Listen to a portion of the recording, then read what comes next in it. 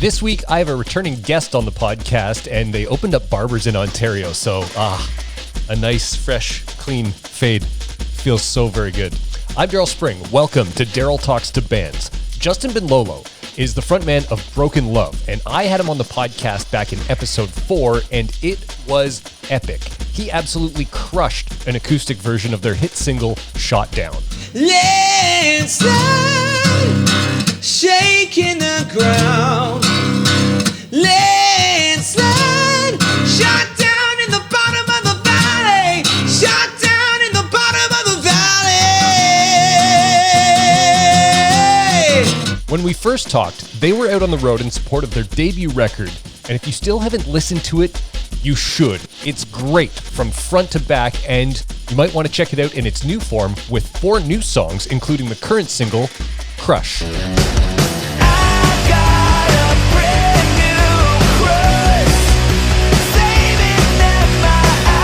The man is a beast on the mic and guitar. Welcome back to Daryl Talks to Bands, Justin from Broken Love. A return appearance from Justin of Broken Love. Welcome back to Daryl Talks to Bands. Man, thanks for having me again. Glad to be here. You were on episode 4, and that feels like a completely different world now because we recorded that in the green room at the 27 Club here in Ottawa. You belted out an amazing acoustic version of Shot Down, which we recorded in the green room and mixed down and put into the podcast and everything. That just, it feels like a lifetime ago. So catch me up. What's new since last year? Well, not much. Of course, there's not much going on right now, but I mean, the only thing we've really done since that time is we put out some new music. We put out a deluxe version of the first record that came out in like November. So we had like 4 new songs we put out. Obviously right now we have a new single at radio, and right now I'm working on an EP that should be released in the next couple months. Hopefully we get that done by spring. Now, did COVID slow down releasing new music a little bit? Because you guys are a live band, and to support the new music, you'd think you want to play live shows. Well, I mean, it was just unfortunate timing because we released the record on Valentine's Day last year. Yeah. We were, we had a bunch of promo, obviously. We had a bunch of tours that we were supposed to do and a lot of things that we never got to announce. Excuse me. So yeah, I mean, it definitely halted the release, I guess, or like the big push that we were supposed to do. But of course, like, there's nothing we could do about it. I try not to get too down on myself about it because it was just unfortunate timing. So we're just trying to control the things that we can control. And obviously right now we can't play shows, so we could write music, and with modern technology, we could do it through Zoom or whatever, send files. It's not as hard. Yeah. So the rest of the band lives down in New York. I'm assuming you're home in Toronto now? Yeah. So are you guys are doing a lot of Zoom stuff with the band and, recording parts and sharing those on a shared drive kind of thing to get tunes done?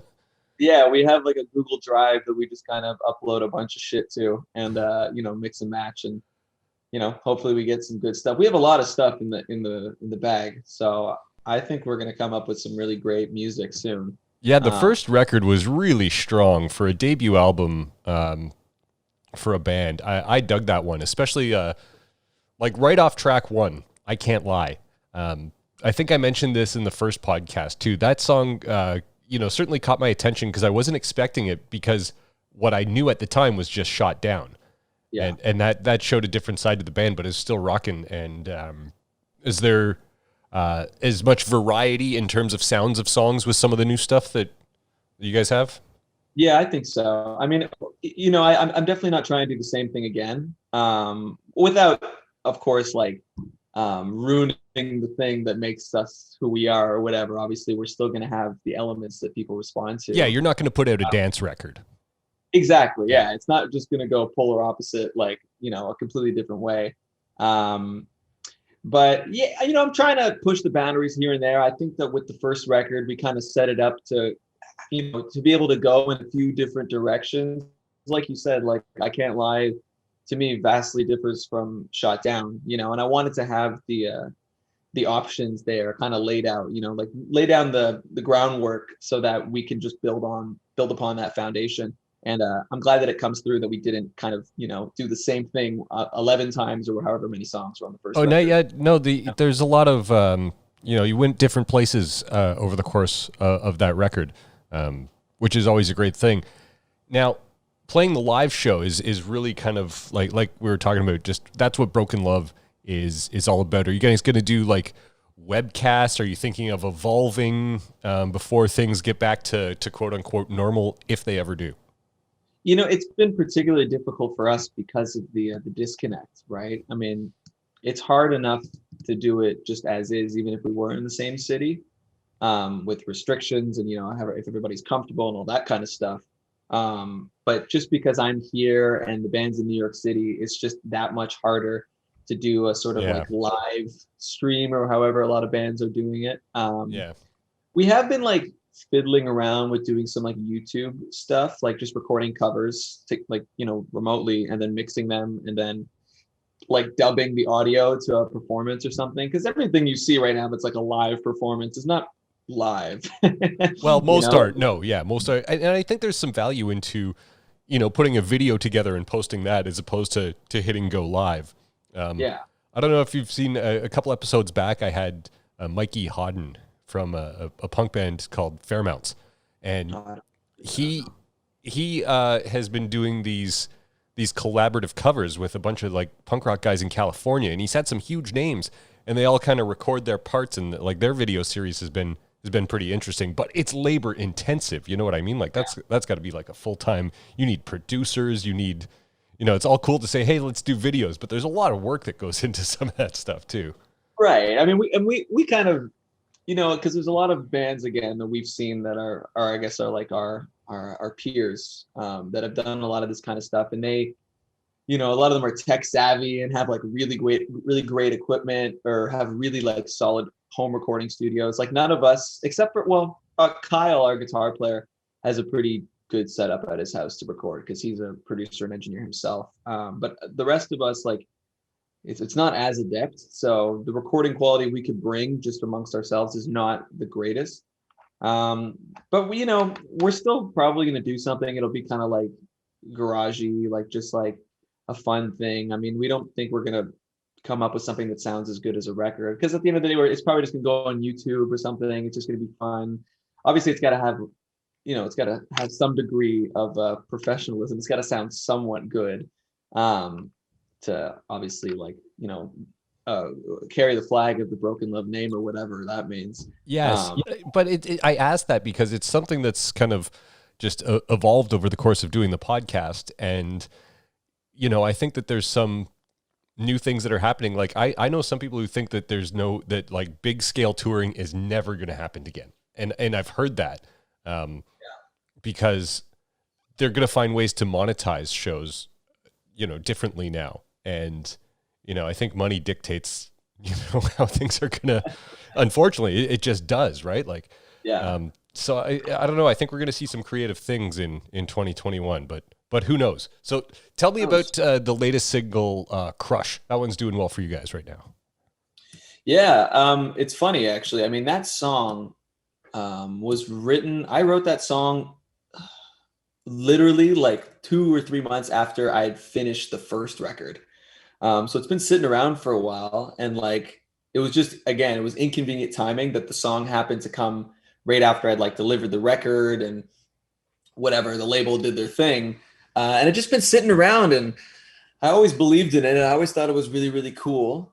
And when the time came to do this deluxe edition, that we just sort of, as a team, we decided we needed to do something. Like we couldn't just go another couple months without releasing music, because that's like the only way we could stay relevant right now.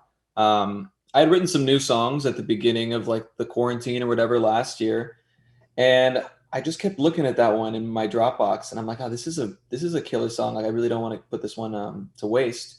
And also I felt like the message of it kind of rang true and hit home for a lot of people, especially right now in these circumstances where everybody's isolated and there's a lot of substance abuse going on and a lot of alcoholism and all that kind of stuff. Because the song essentially details a drug addict that I knew who kind of goes on a bender, you know, and can't help themselves, and you know, doesn't have the ability to reach out to somebody else to ask for help. And the song is sort of calling on people to check up on their friends, you know, check up on their family, you know, because everybody might seem like they're doing okay, but they might not be doing as good as you think, you know. And Yeah, that sort of exists. whatever you're seeing, you know, from people via their social medias, or that's what they want you to see, and it's not always, you know, Right. rainbows and sunshines and the reality that it is.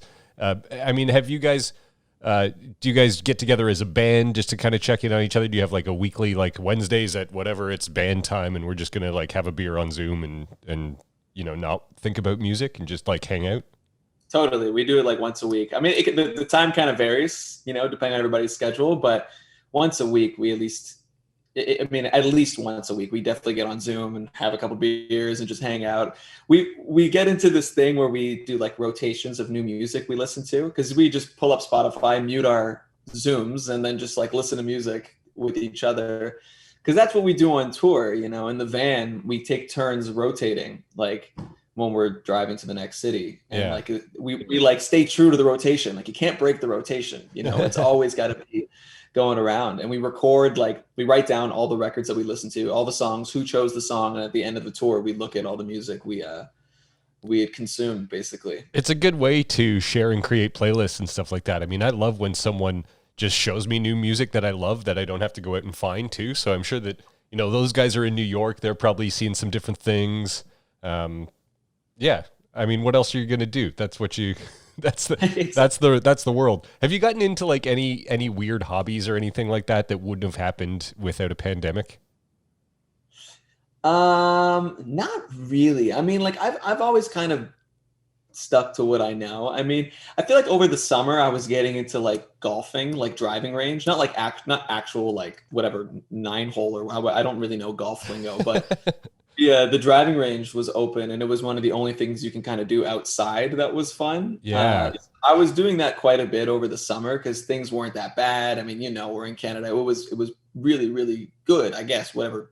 There was a lot of optimism in the summer for sure. Yeah. That this thing's under control. We're going to get through it. You know, December, we're going to have some shows, and then not so much. Yeah. That was kind of it. I kind of got into golfing for a bit, just driving range, like I said. But other than that, I mean, you know, I just play guitar, play drums, sing, I watch a lot of Netflix. I work out a lot, which is nice. You know, that's kind of my saving grace. That's the only thing that's sort of keeping me sane throughout this whole thing. I think that's important. I went through, like, I was really active in the summer, and then you know, in the fall when things start to kind of get cold and you're inside more and all that, I started working out a lot, and then I kind of just, I don't know what happened. Sometime after New Year's, it kind of slid off a little bit, but it does help. It does help with just like, you know, raising your heart rate, and exercising is going to make you just feel better. I think it's important to do that. Totally, man. I mean, it's like, I mean, I always went to the gym, whatever, before pre-pandemic and all this kind of stuff. But like now being at home and literally sitting on my ass like all day, you know, I feel so rigid. Like I feel stiff for no reason because I'm just not doing things, you know. And I feel like because we're locked down and just alone, like it's the mental game is really, really tough. And I like to think that the, you know, exercising is like just this way to sort of expel all this energy. It makes my head feel better. It makes me, you know, it makes me look better and feel healthier and all that kind of stuff. It's kind of the only thing like I said, that's kind of keeping me together throughout this whole thing. And just being, you know, like motivated, I guess, because that's the one thing, like I said, that I could still control. I can have control over what I do to, you know, how I eat and my exercising and all that kind of stuff, and my practice schedule with guitar and all that kind of stuff. You know, try to keep regimented is really hard, especially as a musician, because like most of my friends, you know, they're still in university, they still have jobs, like real jobs, you know, they still have to wake up at whatever 7:30, get on the computer, do their emails, do their whatever, you know, and they still work 9 to 5. It's like, for me, what the hell am I supposed to do every day? I got to figure it out. I got to make my own kind of schedule, because what I do is like gone right now. So, have to figure out something to keep it all together. Do you set an alarm to get up in the morning, or you just get up when you get up? No way, man. So you're not that committed to a No, regiment. no way. I mean, like my sleep schedule has gone to shit. Not that it wasn't great before. I can't imagine musicians' sleep schedules, especially when you're on the road, are going to be any good at all. Totally. It's like we're always waking up like past 12 o'clock every day, and I stay up to like 3, 4 in the morning playing video games or, watching TV or whatever. So I'm definitely not, I'm not on top of the sleep schedule as much as I'd like to be. I keep saying I want to get it under control, but every time like 1, 2 in the morning comes around, I'm like, I don't have anything to do tomorrow. Like I'm gonna play more like Call of Duty and like, chill out. Yeah. Okay. So what video games have you been binging then? Because I find that when you don't have a particular schedule, you get into a video game, you start playing, it's like, oh, 8 hours disappeared. I should probably get up now. Dude, well, I got a PS5 like right when it came out. I was lucky. And I played so many games throughout this whole pandemic. I beat all the God of Wars. I beat Doom 2016 and Doom Eternal. I played the hell out of those. I've been playing a lot of Call of Duty, like the Cold War, because that came out in November, and I've always been a big COD fan. Yep. That's kind of my nightly thing, actually. I played like the new Marvel Spider-Man, the Miles Morales one. I beat that. I played Assassin's Creed, Valhalla. Like I played a lot of video games. Yeah, I mean, you get in while the getting's good, right? Yeah, it's like a perfect time. What else am I going to do? And I'm fortunate that my little brother is a serious gamer, and he has like a gaming PC, and he's stationed in the basement when I'm in my room, so we could play with each other every night. I also played Cyberpunk. Kind of a disappointment. I don't know if you're a gamer, but no, not really. I mean, I picked up the controller again because I'm sitting around a lot too. But I just dug into what I already had. So I've been playing like a lot of Skate 3, and now my kid likes to play Skate 3. So that's like, it's like, oh, you've like discovered, it's like brand new again because, you can get her into it, and she's getting pretty good at it too. Yeah. It's amazing. Kids are intuitive. You put a controller in their hand and boom, they're doing stuff. You're right. I mean, that's how that's we all started. Like when I was a kid, that's when I was a ripper on all these games. And now I revisit games that I used to play, and I can't figure it out as much as I'm amazed that like my 9, 10-year-old brain could handle all this information. Yeah, it's crazy. I used to play Call of Duty a bit with, it's probably back in the PS3 days, and it was Modern Warfare 2, I think might have been the last one that I played. And then I go online and playing with my buddies, and they're just so much better than I was, and I was just getting smoked. And like they knew the maps better than I did, and I was just like, it's cool and it's fun and all, but I think I'm just gonna go play by myself. I'm gonna play with myself. Those are competitive games, It's like as the Call of Duties have come out year after year after year, because they come out every year, people have just gotten so damn good. Yeah. And thankfully, like I'm one of those guys. Like I'm pretty good at COD, and my brother is like, it's unbelievable how good he is. Yeah, it's crazy how the youth excels these days. I find more so than previous generations, just because you've had so much available at your disposal growing up. But the talent of whether it be in sports or music or video games or art or any of those, I find that there's something about this next generation that's coming up that is just like, light years ahead of where we were 20, 25 years ago. Dude, it's got to be like just the influx of information we have at our fingertips now. It's like I have YouTube now. I can be like, oh, I don't know how to play this song. Let me just YouTube it, or like, let me just go on the internet and read about like, this video game and what's the best strategy? How should I build my like classes? What gun should I use? Like all that kind of stuff. It's like, I feel like we have it a lot easier. People back then were like, I just got to figure it out, or maybe you have like an older brother that knows his shit. Yeah. But there's something though, like you see people lining up at GameStop now or, whatever video game retailer on big release days, which is, when I was a kid, we still did that for big album releases. And you like that, that's just, so music and video games have kind of flipped in that way of, selling physical copies, and the way that it's engaged with kids. They go crazy for this, and it's huge. It's huge industry too. Yeah, it's massive. I mean, I guess they haven't figured out a way to steal video games yet. We'll see if that goes down the toilet. And then there's esports and competitive leagues for it too. So, there's so much available to a talented young gamer who is probably would have just spent his life in the basement by himself before, but now there's a whole community and thing that you can be a part of. Totally, man. I mean, like all my friends at night, like we all just jump on like voice chat. You have a good time. You just get on some stupid game. Like, and a couple of the big games are free too. So it's like, you don't even have to pay for the game. If you have the console, you can play like Warzone or like Fortnite or whatever. I don't really like those games, but that's beside the point.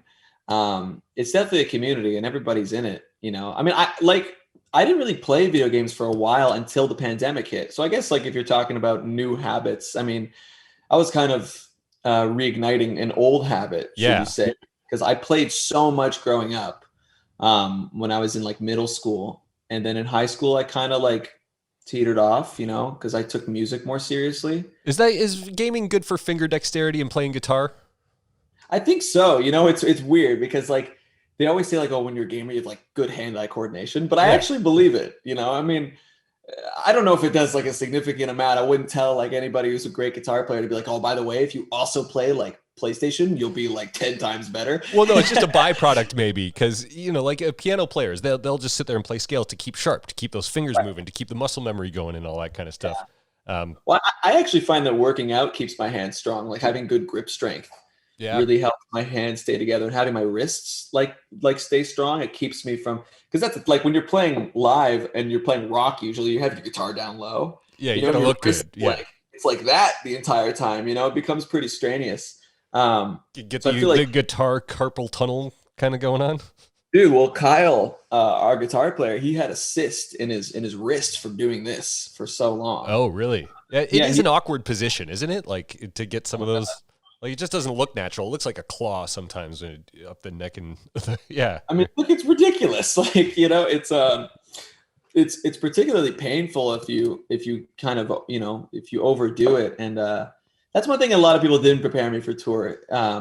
Is like your body gets fucked up. Like you forget that you're kind of doing an insane like athletic performance every night, and then you're just sitting around and doing nothing for like 7-8 hours of the day. You get stiff and your hands get sore. It's like all these things I didn't know were going to happen, and lo and behold, like I said, our guitar player, eventually he developed a cyst and he had to get surgery to get it taken out, just from poor posture. And that starts to get stressful too, because that's your passion. It's what you do. And that's going to put you on the sidelines for a while. Yeah, for sure. That's a challenge. I guess it's good that it's happening now when there's some downtime with the band, though, because like if that happens in the midst of a tour cycle or something, you just got to eat the pain until you get that downtime. Dude, he had it. It happened before one of our tours. I think it was like before, maybe at the end of the summer, before we did a tour with Pop Evil. I think it was one of those. He had just had the cyst taken out, and like 2 weeks later, he had to get back on the road. It was tough for him, but he had like a 1982 or 1981, like Les Paul, kind of like the first 59, like Les Paul reissue was done in like 81 or 82 or something. And those guitars are just infamously heavy balls. So heavy. And, he had to switch his guitar setup. He switched to an SG, which is a lot lighter. He raised his strap. So his like, his hand was in a more, I guess, like ergonomic position or whatever. You start playing like how Paul McCartney plays bass. Like kind of, and I would make fun of him because I'm like, dude, that's not rock and roll. But at the end of the day, cool. His hand was all fucked up, So you got to do what you got to do to play the music you love. It's funny because it was almost like a thing like years ago. It's like, how low can bass players hold their bass? Like, it was especially in the 90s. That was like every bass player is down at their knees. Dude, I mean, the lower you have it, the cooler you are. I mean, just look at Jimmy Page, look at Slash. Like, come on. Yeah. You're telling me you don't look badass. I mean, one of the coolest things my uncle ever taught me when I was younger, he's the reason I started playing music. When I first started playing guitar, every time he come over to our house, he would just like lower my strap a little bit every single time. And he's like, trust me, you'll thank me later. That's a good uncle. That's a good uncle right there. Totally. Cause he played his Les Paul like low, like really low. And my band kind of give me some shit for it every once in a while because they're, you know, my position is so bad. Like my hand is always like croaked but for me, I'm so used to playing that way. Like it doesn't really bother me. And I also look cool, man. Well, just keep stretching it out and all that kind of stuff. I'm sure you'll be good. It's funny to hear you say how the body takes a bit of a beating. How old are you, Justin? I know you're still a really young guy. Yeah, I'm 23 now. Okay. Wait till you get into wait till 10 years from now. And then I'm going to play this clip to you and you're going to be like, "Oh my God, it was so much easier back then." And, you know, cuz as you get older, it just takes longer for everything to recover. So, and you're a fit guy too. So if you're saying you're getting that from shows now, it's worrisome, right? yeah, I don't mean to give you anxiety or anything. It's just a cautionary tale because from an old guy. Well, it's all good. Like, cause I definitely have that thought. I'm like, man, like I take care of myself. I do everything I'm supposed to be doing. I eat well. I don't smoke or do drugs or whatever, you know, and good for you. Good stuff. Yeah. And, thanks, man. You know, I like to drink, but that's whatever. Yeah. I mean, it's not whatever, but it's fine. And I'm like, how am I still why am I so sore? You know? And I'm like, shit. Like, I feel like in the future, like hello? I'm doing an interview right now. Sorry, it's my dad. That's okay. It's 20. That's just the world now. I'm doing like 10 minutes. So, yeah. My dog hasn't interrupted me in this one, so that's good. Hasn't worked. It's all good. I figured something like this would happen. I was saying to my team the other day, I was like, what happens if my dad walks in, my mom walks in, you know? It's like, whatever. It is what it is. This is the home situation. Have you seen any of those videos of a newscaster reporting the news and then their kid just barges in through the door? I think they almost want that to happen because they go viral and they become everybody knows them or everybody sees that clip when something like that happens, right? Totally. I would, probably put the kid in a cute outfit and let them know that I had some candy in my pocket and be like, okay, you need to leave me alone and you know that they won't. So they're just going to come in and crash it. And then you're all over YouTube and you've become an internet sensation. Totally. I love the look of disappointment though on the other anchor's face when they're like, how could you let this happen? Yeah. You're letting everybody down. Yeah. Your kid. Oh my God. God forbid your kid barges in, you know? Yeah. Well, again, I mean, congrats on everything with the first record. I love the record. The reissue with the 4 bonus songs is a cool thing to do to kind of tide the broken. Do you have a name for your fans? Broken lovers? Do you call them that? Every once in a while on Instagram, I'll just call them broken lovers or just lovers. I don't know if we're that kind of band that's going to, like Lady Gaga and the Little Monsters and all that kind of stuff. I don't know if that's But you do it kind of sarcastically or a little tongue-in-cheek kind of thing. It's totally tongue-in-cheek because I don't take I don't take myself very seriously and the rest of the band certainly doesn't as well. And we're just kind of, taking the piss, I guess you could say. It's not really serious. I mean, maybe down the line, maybe we'll do it, but it's not something I'm definitely not sitting around thinking about that. Yeah, what should we call our fan base? Yeah, I feel like it's kind of gimmicky, I mean, I think Kiss did it best. The Kiss Army, that's cool. They nailed it on the head, and then everybody else is just kind of cheesy. Yeah. Well, Crush is doing well. Congrats on that. I can't wait till we can hear some more new stuff from Broken Love. A debut album like that one is got a lot of people interested in album number 2, I'm sure. And it would be great to see you play on stage again here at some point. Maybe, let's cross our fingers for maybe a late 2021. We'll get you back to Ottawa. We're hoping. That's all you can do. That's all you can do. We can do, man. That's all we could do. So, hope and pray. All right. Well, thanks so much for doing the podcast again. If you do get out here, we'll get you belting out some tunes on an acoustic guitar in a green room once again. That was awesome. For sure, man. Well, thanks for having me again. It's nice to see you. You too. Maybe we'll do this again. Absolutely.